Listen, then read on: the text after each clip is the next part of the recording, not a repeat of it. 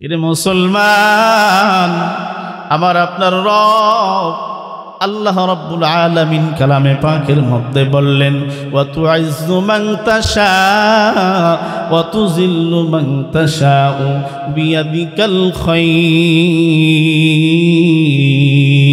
আল্লাহু আকবার। ইজ্জতের মালিক ও মাওলা, বেইজ্জতের মালিক ও মাওলা হযরতে পয়গম্বর ইউসুফ আলাইহিস সালাতু ওয়াস সালামকে বেইজ্জত করার জন্য জুলাইখা কিন্তু আক্রমণ করেছিল, করতে পারে নাই। এমন ভাবে কলা কৌশল গ্রহণ করলো, হযরত ইউসুফ আলাইহিস সালাতু ওয়াস সালামকে অন্তর্মহলে ডাকা হলো। ইউসুফ, তুমি আমার সঙ্গে ওই কক্ষে সাক্ষাৎ করবে, দেখা করবে। রুমের মধ্যে যখন পয়গম্বর ইউসুফ পৌঁছায় গেছি, এইবার সমস্ত দরওয়াজা এগুলো তালা মেরে দিল। তালা মেরে দেওয়ার পরে বলে, ইউসুফ, আমি তোমার সঙ্গে আমার মনোকামনা মনোবাসনা পূর্ণ করতে চাই। পয়গম্বর ইউসুফ আলাইহিস সালাতু ওয়াস সালাম ডাক দেয়া বলে, ও মহারানী, ও আমার মালিকিন, ও আমার মুনিবের স্ত্রী, আপনি আমার সঙ্গে আপনার কামনা পূরণ করবেন, কিন্তু আপনার রব তো, আপনার প্রতিপালক তো আপনার সামনে দাঁড়ায়া, তার সামনে আপনি কেমনে আমার সঙ্গে এই আলিঙ্গনটা করবেন? আপনার প্রভু তো দেখবে। এই কথাটা বলার পর পয়গম্বর হযরতে জুলাইখা এইবার বলতেছে, ইউসুফ, আমার প্রতিপালককে, আমার খোদাকে আমি ঢেকে দিলাম। কি করলাম? কাপড় দিয়ে আবৃত করে দিলেন, ঢেকে দিলেন। ঢেকে দিয়ে বলে, ইউসুফ, এখন আসো, আমার খোদাকে আমি ঢেকে দিয়েছি। পয়গম্বর ইউসুফ আলাইহিস সালাতু ওয়াস সালাম ডাক দিয়ে বলে, ও জুলাইখা,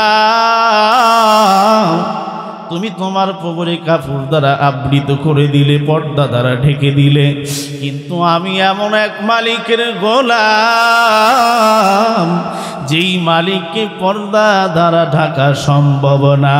চিল্লায় বলেন সুবহানাল্লাহ। আমি এমন একজন রবের গোলাম যেই মালিককে এইরকম আবৃত করা যায় না, ঢাকা যায় না। তাকে কেমনে ডাকবো? কারণ সে তো চতুর্দিকে সব জায়গাতেই বিরাজমান, কথা ঠিক না? এমন একজন রব, এমন একজন আমার মালিক, যেই মালিককে কাপড় দ্বারা পর্দা দ্বারা আবরণ করা সম্ভব না, কিন্তু সে তার সঙ্গে কামভাব করার জন্য, মনোবাসনা পূর্ণ করার জন্য যখন হাত দিলেন শরীরে, এরে মুসলমান, পয়গম্বর ইউসুফ আলাইহিস সালাতু ওয়াস সালাম মালিকের কাছে সাহায্য প্রার্থনা করলেন। সাহায্য প্রার্থনা করিয়া মালিকের নাম বলিয়া, আল্লাহু আকবার বলিয়া যখন দৌড় মারছে, কিতাবের মধ্যে বয়ান করা হয়, একে একে প্রত্যেকটা দরওয়াজার তালাগুলো খুলে গেছে। সুবহানাল্লাহ। এরে মুসলমান, দুনিয়ার মধ্যে এত এত নাটক, ওলামায়ে কেরামদেরকে হেনস্থা করা হয়েছে কি হয় নাই? আওয়াজ দিয়ে বলেন, হয়েছে কি হয় নাই? নিজের স্ত্রীকে দিয়া নিজের নামে মামলা করায় 3 বছর জেল খাটছে কি খাটে নাই? এমন অবস্থা হয়ে গেছে, কুষ্টিয়ার মাওলানা আবির হামজার ছোট মেয়েটা তারে এখনো চিনে না, তার কোলেও যাইতে চায় না। এমন অবস্থা। কি অপরাধ তাদের? একটা মাত্র অপরাধ, সেটা হলো কোরআনের হক কথা তুলে ধরা। কথা বলেন ঠিক কিনা? ইজ্জতের মালিক ও আল্লাহ, ইজ্জতের মালিক আওয়াজ দিয়ে বলেন কে? দেখতে দেখতে 14 বছর, আরো আসলো 5 বছর, কোথায় গেল সেই কথা? আর নাই, আর পাওয়ার নাই। কথা বলেন ঠিক কিনা? এত বাহাদুরি করলো যে আমি সব, আমার নিচে কেউ নাই, এমন কথা দাবি করছে। করোনার সঙ্গে যুদ্ধ নাকি সে নিজেই করছে। নাউজুবিল্লাহ বলেন। উনি করোনার সঙ্গে যুদ্ধ করে বাংলাদেশের মুসলমানদেরকে বাঁচাইছে। নাউজুবিল্লাহ বলেন। এত বড় বেকুব, এত বড় কমিনা, যেই কমিনা মেজর ডালিমকে নিজে হাতে কতল করছে। নাউজুবিল্লাহ। এরে মুসলমান, আমার গ্রামের মানুষ, এরে মহাব্বতের বাবা, আমার ভাই, যেই কথাটা মূল উদ্দেশ্য, আমার মালিক আমারে আপনারে সৃষ্টি করলেন মালিকের গোলামি আর দাসত্ব করার জন্য, কিন্তু ক্ষমতার চেয়ার পাইয়া মনে করছি আমি বড় প্রভু। দুনিয়ার মধ্যে নমরুদও কিন্তু নিজেকে খোদা দাবি করেছিল, কি করে নাই? আওয়াজ দিয়া বলেন।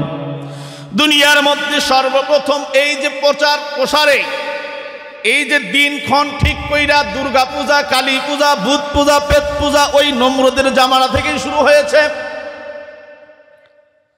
নমরুদ প্রত্যেকটা এলাকায়, প্রত্যেকটা মহল্লায় এই মূর্তি পূজার আয়োজন করে দিল, সাপোর্ট করে দিল, অর্থ দেওয়া শুরু করে দিল। বলে তোমাদের মূর্তির দেবদেবীর তো মূর্তি বানাইবাই, আমারও মূর্তি সেই জায়গায় বানায় রেখা পূজা করিও। কিন্তু মুসলমান, পয়গম্বর ইব্রাহিম আলাইহিস সালাতু ওয়াস সালামের সঙ্গে বেয়াদবি করলো। কি ঘটনা ঘটে গেল, কি ইতিহাস ঘটে গেল?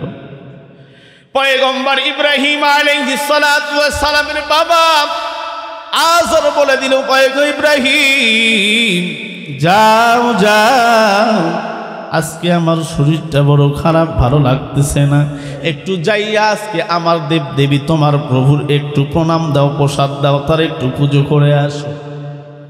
হযরতে পয়গম্বর ইব্রাহিম আলাইহিস সালাতু ওয়াস সালাম এক হাতে প্রসাদের প্লেট, অন্য হাতে কুড়াল নিয়ে রওনা। মা ভাবতেছে আজকে বুঝি আমার ইব্রাহিম বড় ভালো হয়ে গেল, আজকে প্রভুর আরাধনা করিয়া জঙ্গলে যাইয়া বুঝি কাঠ কেটে আনবে, আমি রাখলি আমাকে লাকড়ি এনে দিবে, আমি সেইটা কি করব, ব্যবহার করে রান্না বান্না করব। এর মুসলমান, হযরত ইব্রাহিম আলাইহিস সালাতু ওয়াস সালাম মন্দিরের মধ্যে পদার্পণ করলেন, ঢুকে গেলেন। ঢুকিয়া যাওয়ার পর ডাক দিয়া বলে, মূর্তির দল, এই যে প্রত্যেক দিন আমার বাবাই তোমারে খাবার দেয়, খাওয়া দেয়, তুমি খাও না, মাছি মশা বিভিন্ন রকমের প্রাণী আইসা খায়া যায়, আজকে কুড়াল নিয়ে আইসা দাঁড়াইছি, যতক্ষণ পর্যন্ত না খাবি, আর যদি না খাও একটার কল্যাও মাথাতে থাকবে না। সুবহানাল্লাহ। হযরত ইব্রাহিম আলাইহিস সালাতু ওয়াস সালাম এইবার মুখে যখন প্রসাদ দেয়, কোন মূর্তি খাবার খায় না, এইবার একে থেকে শুরু করলো, চতুর্দিকে সবগুলো তছনছ করিয়া ওই যে 10 হাতওয়ালা মূর্তির ঘাড়ের সঙ্গে কোরাল বাজায় রাখছে। এই ঘটনাটা যখন ওই এলাকার মধ্যে ছড়িয়ে পড়ল, নমরুদ এইবার পয়গম্বর ইব্রাহিম আলাইহিস সালাতু ওয়াস সালামকে আগুনে পোড়ানোর জন্য লাকড়ি একত্রিত করিয়া আগুন জ্বালায়া দিল। এর মুসলমান, পয়গম্বর ইব্রাহিম আলাইহিস সালাতু ওয়াস সালামকে যখন আগুনে নিক্ষেপ করা হয়, আগুনে নিক্ষেপ করার সময় হাজার হাজার জনগণ জনস্রোত একেবারে এইরকম সমুদ্রের মতো হয়ে গেছে। এলাকার প্রতিটা মানুষ ইব্রাহিমকে আগুন জ্বালা দেখার জন্য চলে গেছি।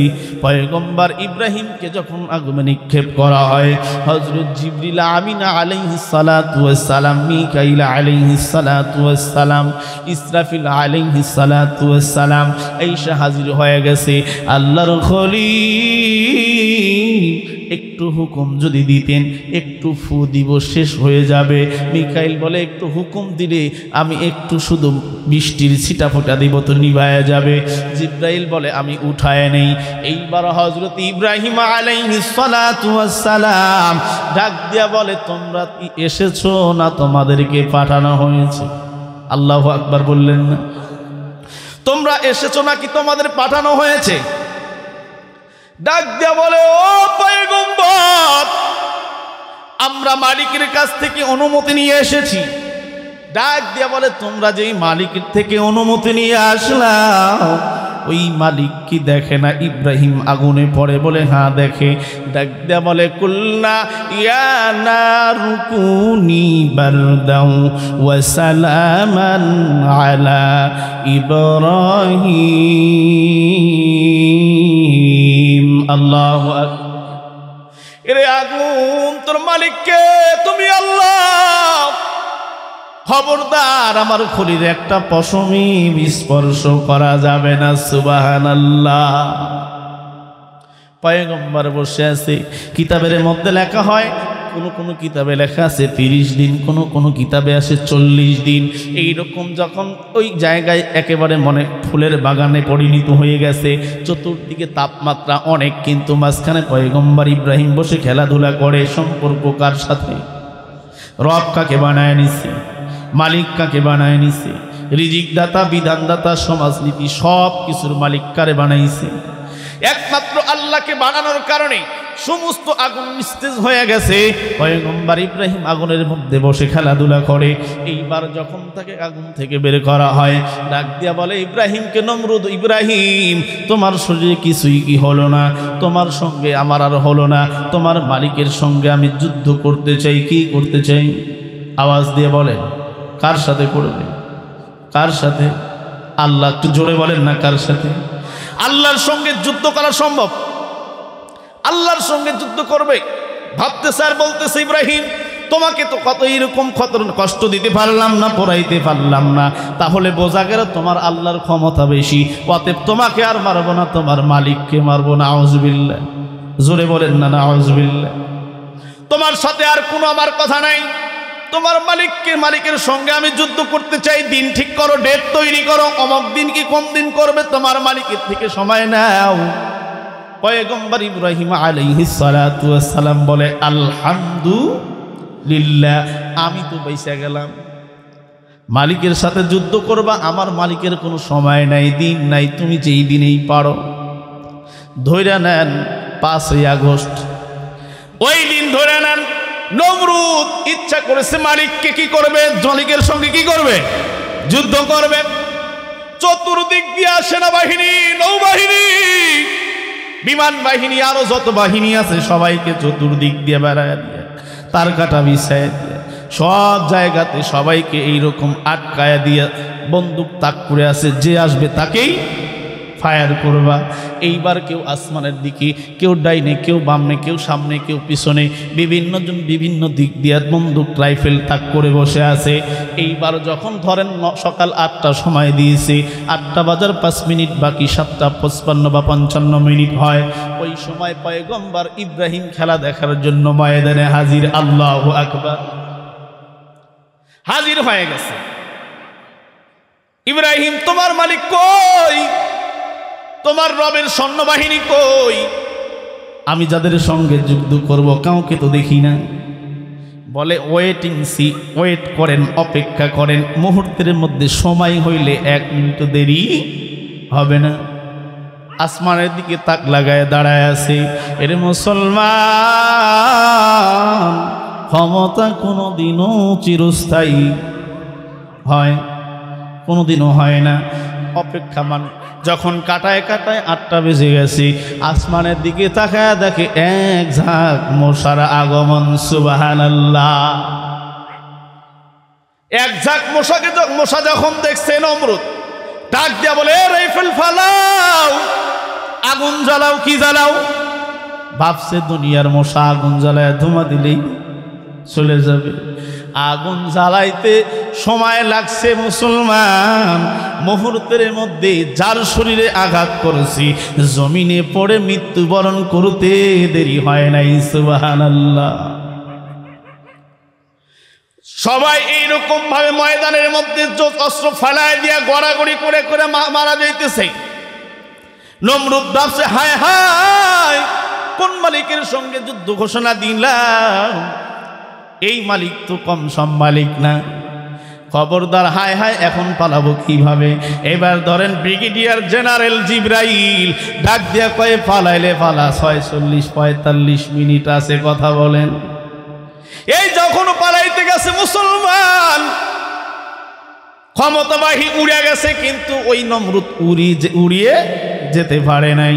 যখন উড়িয়া যাইবার লাগছে, ধরেন ঢাকা কাশপুর ব্রিজের নিচে ফ্লাইওভার, তো ঢাকায় গেছেন তো অনেকেই, হয়তো এত সুন্দর সুন্দর ফ্লাইওভার, ওই ফ্লাইওভারের তল দিয়ে মনে করেন নমরুদ যাওয়ার জন্য রওনা করছে। সামনে ছিল একটা কি মশা? আওয়াজ দিয়ে বলেন। সামনে ছিল ল্যাংড়া মশা। মালিকের দিকে তাকায়, মালিক বলে, এ মূসা কেন আমার দিকে তাকাও, আমার এখানে ডাকো। ডাক দিয়া বলে, ওগো রব, আমি প্রতিবন্ধীর জন্য আমার বন্ধুরা আমার যুদ্ধে নেয় নাই, অতএব তোমার কাছে অতিরিক্ত পারমিশন চাই, আমি ওই বড়টার নাকের ভিতর ঢুকতে চাই। আল্লাহু আকবার। মালিক অনুমতি দিয়ে দিছে, তো ঢুকে গেছে। ঢুকে যাওয়ার পর যখন মগজে আঘাত করে তখন মাথাতে থাপড়ায়, যেমন মাঝে মাঝে বলে চট করে, বলে না চট করে ঢুকে পড়বো, বলে কি বলে না? এরে মুসলমান, মিডিয়ার মাধ্যমে ইন্ডিয়াতেও বয়ান চলে যেতেছে। আমি তারে বলতে চাই, যত সহজ মনে করতেছো তত সহজ। বাংলার মুসলমান বুঝে কারে বসাইলে কোরআনের রাজ কায়েম হবে, আর কারে বসাইলে বাপের আদর্শ কায়েম হবে। কথা বলেন ঠিক কিনা? 99% মুসলমানের দেশে কোরআন হবে সংবিধান। কথা বলেন ঠিক কিনা? কোরআনের আইন দিয়া যদি রাষ্ট্র পরিচালনা হয়, একটা মহল্লায় একটা গ্রামেও বেনামাজি খুঁজা পাওয়া। আওয়াজ দিয়ে বলেন, একটু জোরে বলেন। যেই ক্ষমতায় যাক, যে দলই যাক না কেন, যদি কোরআনকে তাদের সংবিধান বানায় নেয়, তাহলে সমাজের মধ্যে দুর্নীতি বলেন, ঘুষ বলেন, সুদ বলেন, আরো যা কিছু আছে, আকাম কুকাম, চাঁদাবাজি, রংবাজি, সব কিছুই বন্ধ হবে কি হবে না? এরে মুসলমান, এরে আমার মুহাব্বতের মানুষ, আল্লাহ রাব্বুল আলামিন ইজ্জত দিয়া কি করেন? বেইজ্জত করে। বলে না বেইজ্জত? এই পাবনার সিরাজগঞ্জের মানুষের একটা দোষ, হা না হু হা করে চায়, বুঝছেন? মানে বলতেই চায় না যে কি হা কব না হু কব, না কব না জি কব। হ্যাঁ হ্যাঁ, এটা হয়তো বুঝে আসে নাই, আবার বলতেছি, রিপ্লে দিতেছি। ইজ্জত দিয়া বেইজ্জত করেন যিনি, তিনি কে? এখন বুঝে আসছে তো। ইজ্জত পাইছিল নমরুদে, পাইছিল না? রাষ্ট্রের প্রেসিডেন্ট ছিল কি ছিল না? ছিল। কিন্তু যখন থাপ্পড় দেয় তখন কি লাগে?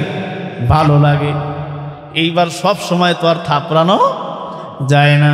কি করা যায়? কি করা যায়? মন্ত্রী পরিষদের সঙ্গে পরামর্শ, কিভাবে মাথাকে ঠান্ডা রাখা যায়। পরামর্শ হইল একটা কাজের লোক রাখা হোক, ওই ব্যক্তিটা শুধু থাপড়াবে। কি দিয়ে থাপড়াবে? বলে নরম কিছু, জুতা দিয়ে মারো। সুবহানাল্লাহ। জুতা দিয়ে থাপড়ায়, ভালো লাগে না। কি করা যায়? তুলোর বালিশ বানাও, হয় না? যে ব্যক্তিটাকে কাজের জন্য নিয়োগ দিছে, ব্যক্তিটাও বড় খিটখিটে মেজাজের, খুব রাগ হয়ে গেছে। প্রত্যেক দিনই শুধু একই কাজ, ভালো আর লাগে না। 10,000 20,000 টাকার বেতনের চাকর যখন থাপড়াইতে থাপড়াইতে রাগ হয়ে গেছে, একটা মাত্র বাড়ি মারছে মুসলমান, মুহূর্তের মধ্যে জায়গায় খতম হয়ে গেছে। সুবহানাল্লাহ। নিজেকে কি দাবি করেছিল? কি দাবি করেছিল? রব দাবি করেছিল, আল্লাহ দাবি করেছিল, খোদায় দাবি করেছিল। পৃথিবীর বুকে যেই নিজে খোদায় দাবি করেছে, সে তারই পতন হয়েছে না হয় নাই? ফেরাউনের হয়েছে তো, নমরুদের হয়েছে তো। বাদশাহ সাজ্জাদ তো জান্নাত যাইতে চাইছিল না, নিজের জান্নাতেই যাইতে চাইছিল। পারছে কি? কারণ কি জন্য পারে নাই? রবকে রব বলে স্বীকৃতি দিছে ঠিকই, কিন্তু মানে নাই। এরে মুসলমান,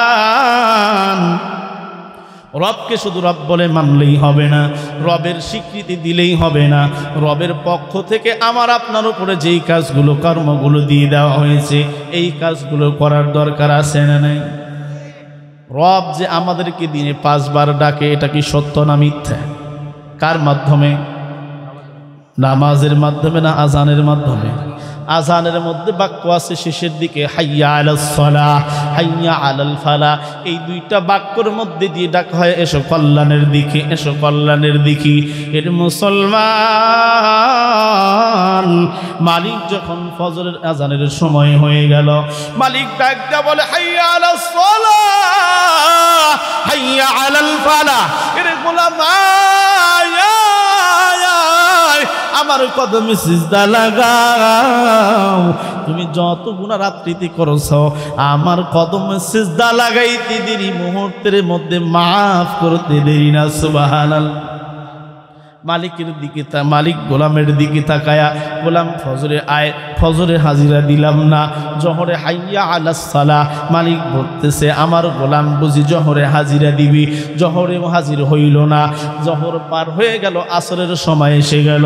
আসরে মনে করছে, আল্লাহ বলতেছে গোলাম এখনো সুযোগ আছে, আয়। আসর পার হয়ে মাগরিব চলে গেল, মাগরিবেও গোলাম হাজিরা দিল না। মাগরিব শেষ হয়ে এশা চলে আসতে, ঈশাতেও গোলাম হাজির হইল না। এইবার মালিক বলে কপাল পরার দল, তুই ঈশাতে হাজির হইস নাই, কোনো সমস্যা নাই। রাত্রি যখন গভীর হয় তুই একটু জাগিয়া জাগিয়া একটু মসজিদে যাইয়া অথবা বাড়িতে বসিয়া 2 রাকাত নফল নামাজ পড়িয়া আমি মালিকের দরবারে হাত উঠায়া ক্ষমা চা। তুই হাত উঠাইতে দেরি, আমি মালিক তোরে মাফ করতে দেরি করব না। সুবহানাল্লাহ। মালিক সব সময় দেওয়ার জন্য প্রস্তুত, সব সময় প্রস্তুত। গোলাম আয়, কত গুনাহ করছো, তোর গুনাহ তো আসমান বরাবর হয় নাই, পৃথিবী সমপরিমাণ তো হয় নাই, পৃথিবী সমপরিমাণ গুনাহ হয়ে গেছে। নো প্রবলেম, আল্লাহর রহমতের থেকে তো বেশি গুনাহ হয়েছে কি? এরে মুসলমান ইমানদার, কিতাবের মধ্যে বয়ান করা হয় দুনিয়ার মধ্যে সন্তান যদি ভুল করে, সন্তান যদি খারাপ কোনো কাজ করে, কোনোভাবে যে কোনোভাবেই হোক পিতামাতার কাছে ভুল ধরা পড়ে গেল, ওই সন্তানকে পিতামাতা ঘর থেকে বাহির করিয়া দেয়, সন্তান বাহিরে চলে যায়। কিন্তু রাত্রি যত গভীর হয় বাবা মার চোখে ঘুম থাকে। কেন থাকে না? কথা বলে না। কেন থাকে না? মহাব্বতের কারণে। কিসের কারণে? বাবা যদিও কঠোর হইতে পারে, ঘুমাইতে পারে, কিন্তু মা ঘুমাইতে পারে না, মার চোখে ঘুম আসে না। হায় রে আমার নারী শ্রাদ্ধন, কোথায় গেল, কি খাইলো না খাইলো, ঘুম আসে না, চোখের পানি ছেড়ে দেয় কি নাই। মা কতটুকু মায়া আর মহাব্বতের জিনিস রে বাবা, কতটুকু মহাব্বতের জিনিস। পয়গম্বর মুসা আলাইহিস সালাতু ওয়াস সালাম ওনার জামানার মধ্যে আল্লাহকে ডাক দিয়া বললেন, উনি তো তুর পাহাড়ে আল্লাহর সঙ্গে কথা বলতেন, কথা ঠিক না? কথা বলতেন, কথা বলতে বলতে একবার বলতেছে, মালিক আমি জান্নাতে যে যাব আমার সঙ্গী হবে কে? এইবার ডাক দিয়া বলতেছে, তোর সঙ্গী হবে একটা কসাইকে। আওয়াজ দিয়ে বলেন। হযরত পয়গম্বর মুসা আলাইহিস সালাম ডাক দিয়ে বলে, দুনিয়াতে এত মানুষ থাকতে, এত পয়গম্বর থাকতে কসাই হবে আমার বন্ধু জান্নাতের সাথী? বলে হ্যাঁ, কসাই তোর সাথী। বলে আমার বিশ্বাস হয় না, আমার কেমন যেন লাগতেছে, তুমি মনে হয় আমার সাথে মশকরা করতেছো। খুব তো কাছে ছিল, তাই না? অনেক সময় অনেক প্রশ্ন করে বসতো। একবার তো প্রশ্ন করে বসছে, তুমি ঘুমাও না কেন? কি বলছে? তুমি ঘুমাও না কেন? বলে আমি কেমনে যে ঘুমাই না জানতে চাও? বলে হ্যাঁ। বলে মুসা তোমার হাতের মধ্যে 1 গ্লাস পানি দিলাম, এই পানিটা তুমি নিয়ে দাঁড়ায় থাকতে পারবে 5 মিনিট। 5 মিনিট দাঁড়ায় থাকো। ঠিক আছে, আমি দাঁড়ায় আছি। ঘুমরে হুকুম করছে, ঘুমে রে যা, মুসার চোখের মধ্যে ঢুইকে যা। মুখের মধ্যে জলকানি মারছে, হাত থেকে গ্লাস পরে জমিনে তছনছ হয়ে গেছে। আল্লাহ ডাক দা বলে, মুসা কই গ্লাস কই? তোমার না 1 গ্লাস পানি দিয়া গ্লাস দিলাম, গ্লাস কই? কয় মালিক এই গিলাসটা যখন হাতের মধ্যে নিয়ে আমি দাঁড়ায় আছি, এত পরিমাণে ঘুম চোখের মধ্যে আসলো, কখন পরে চুরমার হয়ে গেছে আমি বুঝতে পারি নাই। এইবার মালিক ডাক দিয়ে বলে, এ মুসা সামান্য ছোট একটা গিলাস তুমি হাতে রাখতে পারো না, কিন্তু এই যে এরকম বিশাল পৃথিবী, 7 তাবক আসমান জমিন, আমি আল্লাহ যদি 1 সেকেন্ডের জন্য চোখটা বন্ধ করি নিদ্রার জন্য, এই মুহূর্তের মধ্যে সব কিছু তছনছ হয়ে যায়। যাবে, এই জন্য আমি ঘুমাই না। এইবার পয়গম্বর মূসা আলাইহিস সালাতু ওয়াস সালাম বলতেছে, ওগো আল্লাহ, আসলেই কি আমার সঙ্গী কোনো এইরকম কসাই হবে? বলে হ্যাঁ হবে। কোন এলাকায়? বলে অমুক এলাকায় যায় খবর নাও। চলে গেছে এলাকার মধ্যে যায় দেখে একজন কসাই বসে আছে। ব্যক্তি সমাধান সব শেষ হয়ে গেছে। যখন সন্ধ্যা হয়ে গেছে, সন্ধ্যা ঘনিয়ে এসেছে, ব্যক্তিটা এক টুকরার মধ্যে কিছু গোশত নিয়ে রওনা। এইবার পয়গম্বর মূসা ডাক দিয়া বলে, ভাই আমি তোমার সঙ্গে যেতে চাই, তোমার মেহমান হতে চাই। ডাক দিয়া বলে, হ্যাঁ ঠিক আছে, মেহমান হতে পারবে, তবে শর্ত আছে, আমি কিন্তু তোমাকে আমার বাসাতে প্রথম নিব না, তোমাকে আগে আমার সঙ্গে আমার মায়ের কাছে যেতে হবে। আমি সর্বপ্রথম গিয়ে মাকে এই গোশতটুকু রান্না করে খাওয়াবো, খাওয়ানোর পরে তারপরে তোমাকে মেহমানদারি করাবো। বলে ঠিক আছে, তোমার কথায় আমি রাজি। হাঁটি হাঁটি পা বাড়ির দিকে রওনা। বাড়িতে যাওয়ার পরে ওই গোশতটা নিজ হাতে সুন্দর করে রান্না করিয়া মারে ঘর থেকে বাহির করিয়া সুন্দর করিয়া বসায়া লোকমা বানায়া মায়ের গালের মধ্যে উঠায়া দেয়, মুখের মধ্যে উঠায়া দেয়। মা যখন খাবার তৃপ্তি সহকারে খাইলেন, খাওয়ার পরে দু হাত উঠায়া বললেন আলহামদুলিল্লাহ, দোয়া করলেন রব্বুল আলামিন, ও গো দরদের আল্লাহ, আমি মা দোয়া করিয়া দিলাম জান্নাতে আমার সন্তান রে মূসা নবীর সাথী বানাইও। সুবহানাল্লাহ। পয়গম্বর মূসা বুঝতে পারে নাই। খাওয়া দাওয়া যখন শেষ হয়ে গেছে, ডাক দিয়া বলতেছে, ও ভাই, তোমার মা ইনিয়ে বিনিয়ে গুনগুনিয়ে কি যেন হাত উঠায়া বলে। এইবার ওই ব্যক্তিটা বলতেছে, কসাই বলতেছে, ও পথিক, আমার মা কিছুই বলে না, আমার মা তো পাগল। প্রত্যেক দিন যখন আমি খাবার খাওয়াই, খানা খাওয়ানোর পরে আলহামদুলিল্লাহ আল্লাহর শুকরিয়া আদায় করিয়া মালিকের দরবারে হাত উঠায়া বলে, ও মালিক, আমার সন্তান রে মূসা পয়গম্বর জান্নাতের সাথী বানায়া দিও। সুবহানাল্লাহ। পয়গম্বর মূসা পরিচয় দিলেন, আমি সেই মূসা পয়গম্বর, কোনো টেনশন নাই, পেরেশানি নাই, মালিক আমারে জানায়া দিছে তুমি হবে আমার জান্নাতের সাথী। সুবহানাল্লাহ। তাহলে মুসলমান মার মধ্যে মার সন্তানের প্রতি কত বড় একটা মহাব্বত, কানেকশন। এই মা যদি সন্তানের জন্য দোয়া করে, মুহূর্তের মধ্যে কবুল যিনি করেন তিনি কে? সন্তানের জন্য যদি মা ভালো দোয়া করে, সেটাও কবুল মুহূর্তের মধ্যে হয়ে যায়। আবার যদি বড় দোয়াও করে, মুহূর্তের মধ্যে কবুল হয়ে যায়। যেটা বোঝানোর জন্য বললাম, আল্লাহ রাব্বুল আলামিন 100 ভাগ রহমতকে 99 ভাগ নিজের কাছে রেখে দিয়া একমাত্র একটা ভাগকে কোটি কোটি কোটি গুণে বিভক্ত করিয়া পৃথিবীর মধ্যে যত সৃষ্টি আর সৃষ্টিকুল রয়েছে, সমস্ত সৃষ্টির মধ্যে ডিভাইডেড করে, পার্থক্য করে, ভাগ করে দিয়ে দিলেন। দিয়ে দেওয়ার পর তার একটু সিটাপাটা তোমার আমার মা পাওয়ার কারণে, তোমারে আমারে কত মোহাব্বত করে। মালিক ডাক দিয়া বলে, তোর মা তোরে যতটুকু ভালো না বাসে গোলাম, আমি আল্লাহ এর থেকে বেশি ভালোবাসি আমি আল্লাহ তোকে। সুবহানাল্লাহ। এর মুসলমান, মূল কথা হলো ইবাদত করতে হবে কার? আওয়াজ দিয়ে বলেন কার? সব ক্ষেত্রে মালিক মানতে হবে কাকে? একমাত্র আল্লাহকে। মালিক যদি আল্লাহকে বানায় নিতে পারি, তাহলে দুনিয়াও শান্তি, পরকালেও মুক্তি আছে না নাই? এরে মুসলমান, ও আমার পরদার আড়ালের মা বোনেরা, তোমাদেরকেও বলিয়া যায়, ইসলামের মধ্যে অর্থাৎ ইসলাম সর্বপ্রথম গ্রহণ করেছে এই পৃথিবীর বুকে হযরতে খাদিজা রাদিয়াল্লাহু তাআলা আনহা। আম্মাজান খাদিজা রাদিয়াল্লাহু তাআলা আনহা সর্বপ্রথম মুসলমান হন। ইসলামের মধ্যে মাদের কত অবদান!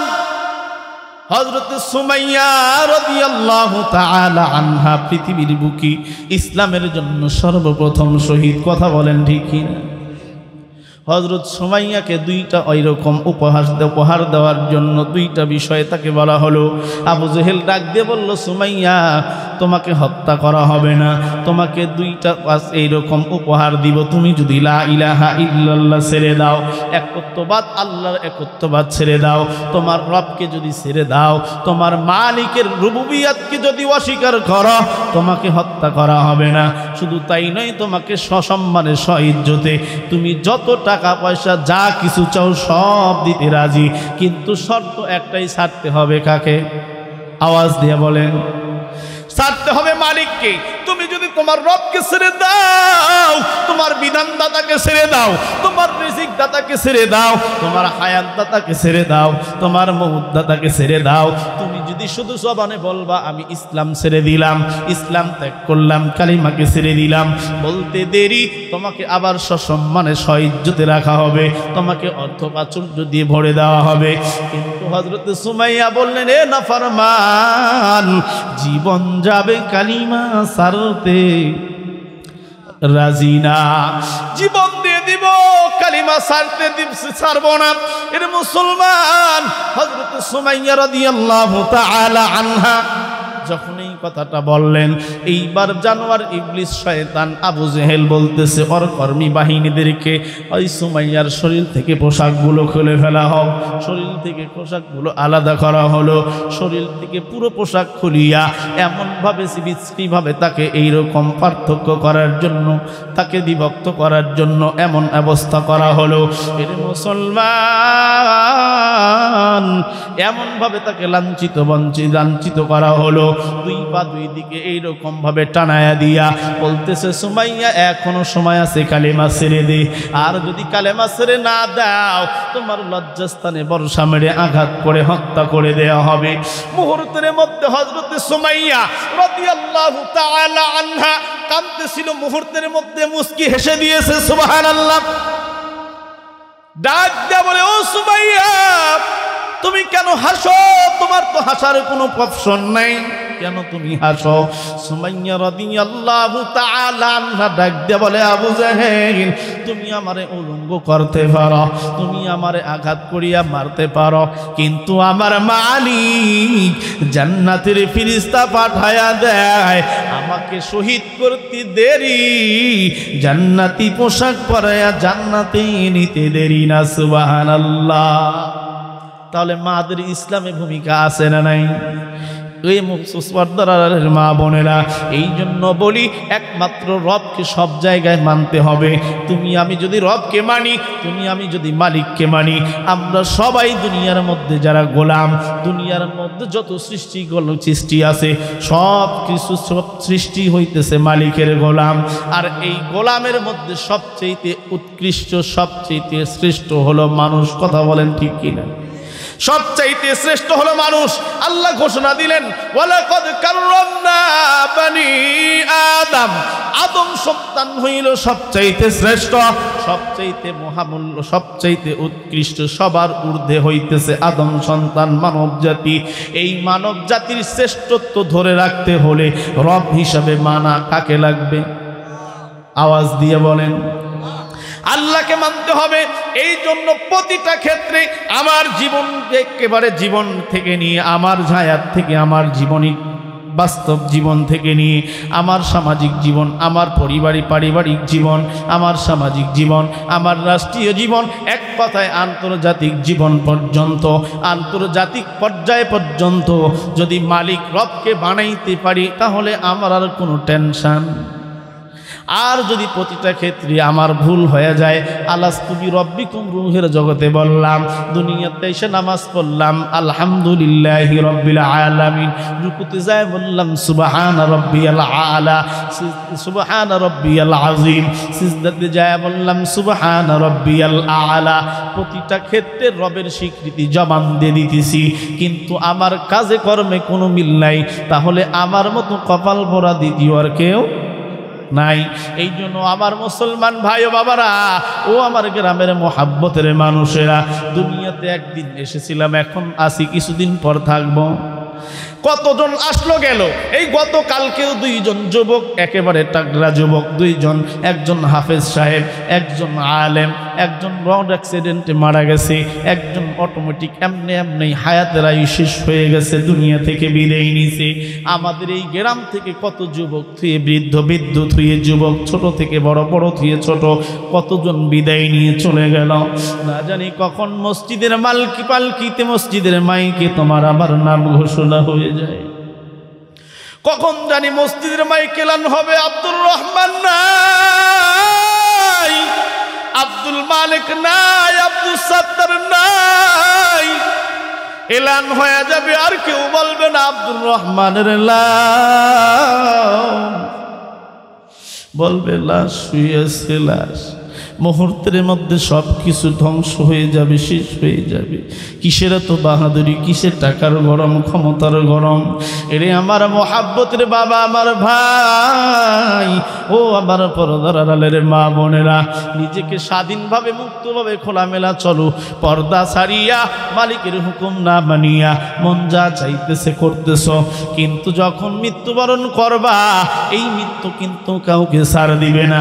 হযরত নবীনা আলাইহিস সালাতু ওয়াস সালাম হযরত ফাতেমা রাদিয়াল্লাহু তাআলা আনহাকে বললেন, ইয়া ফাতেমা তানকিদি নাফসাকে মিনান নার, ও ফাতেমা, কবর কিন্তু এমন একটা জায়গা, যেই জায়গাতে আমল ছাড়া কোনো পরিচয় চলবে না।